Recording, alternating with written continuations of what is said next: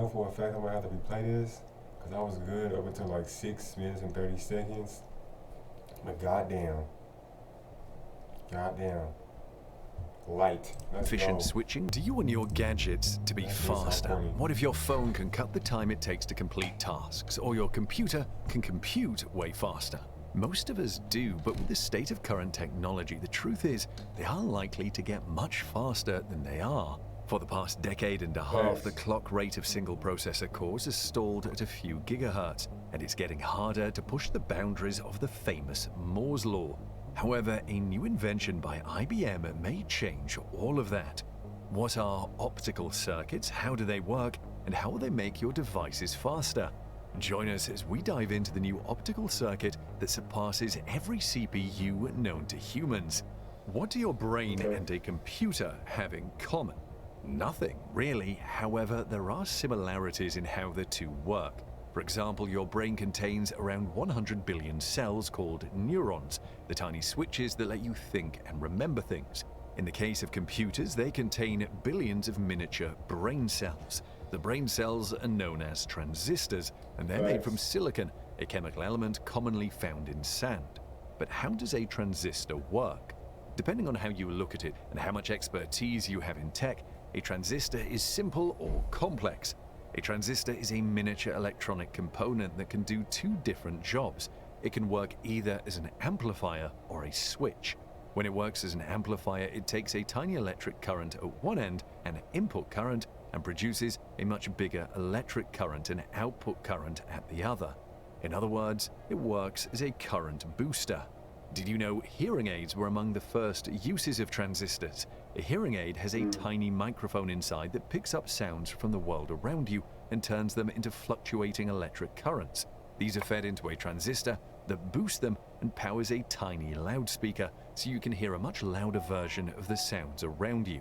Transistors can also work as switches. A tiny electric current flowing through one part of a transistor can make a much bigger current flow through another part of it. Or you can say the small current switches on the larger one. This is basically how all computer chips work.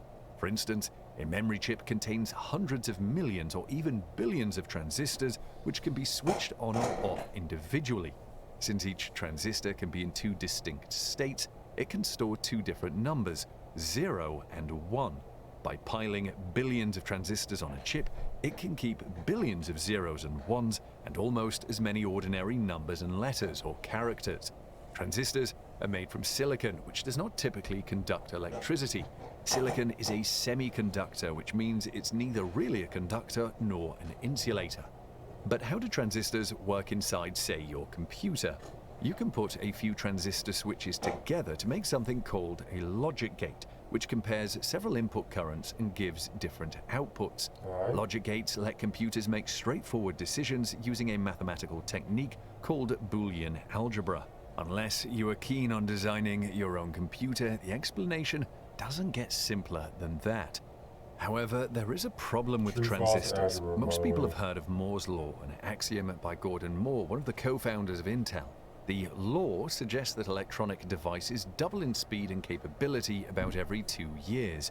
And indeed, every year tech companies come up with newer, faster, smarter and better gadgets. However, can we keep reducing the size of transistors indefinitely? At present, companies like Intel are mass-producing transistors 14 nanometers across, or just 14 times wider than DNA molecules. That feat is thanks to silicon, which transistors are made of. Silicon's atomic size is about 0.2 nanometers. Today's transistors are about 70 silicon atoms wide, so the possibility of making them even smaller is itself shrinking. The undeniable truth is that we're getting very close to the limit of how small we can make a transistor. So how can we continue to get more performance out of our gadgets? This is where optical circuits come in. An international research team led by IBM and Skoltech has created a highly energy-efficient optical switch that could replace electronic transistors in a new generation of computers, manipulating photons rather than electrons. In addition to direct power saving, the switch requires no cooling and is fast. At 100 trillion operations per second, it's Damn. between 100 and 1,000 times faster than today's top-notch commercial transistors. Most modern electrical transistors take tens of times more energy to switch, and the ones that use single electrons to achieve comparable efficiencies are way slower. Besides performance issues, the competing power-saving electronic transistors also tend to require bulky cooling equipment, which consumes power and factors into the operating costs. The new switch conveniently works at room temperature and circumvents all these problems. In addition to its primary transistor-like function, the switch could act as a component that links devices by shuttling data between them in the form of optical signals. It can also serve as an amplifier, boosting the intensity of an incoming laser beam by a factor of up to 23,000. So how does an optical transistor work? The device relies on two lasers to set its state to 0 or 1 and switch between them.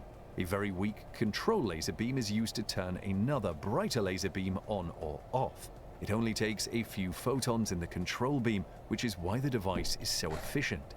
The switching occurs inside a micro cavity that is a 35 nanometer thin organic semiconducting polymer sandwiched between highly reflective inorganic structures. The microcavity is built in such a way as to keep incoming light trapped inside for as long as possible to favor its coupling with the cavity's material. When photons couple strongly to bound electron hole pairs or excitons in the cavity's material, this gives rise to short-lived exciton polaritons, a kind of quasi-particles at the heart of the switch's operation.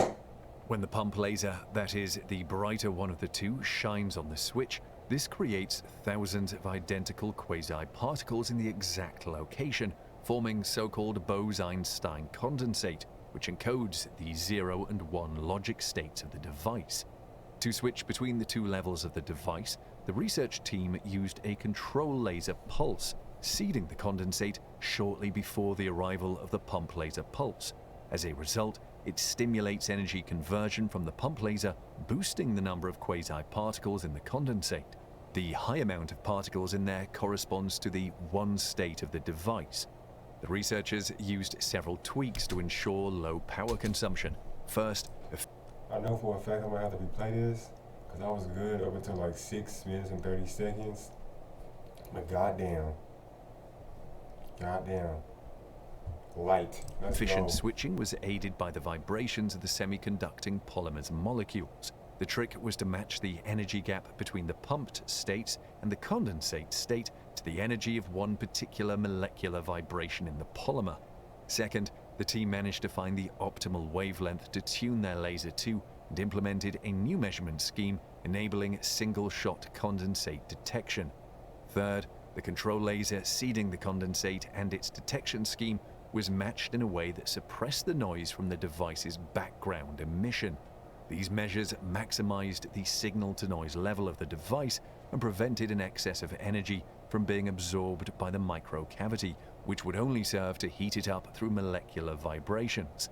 One challenge the team faced was the ability of silicon to absorb visible light. While necessary for capturing sunlight in solar panels, this is not great for a waveguide where light absorption means signal loss.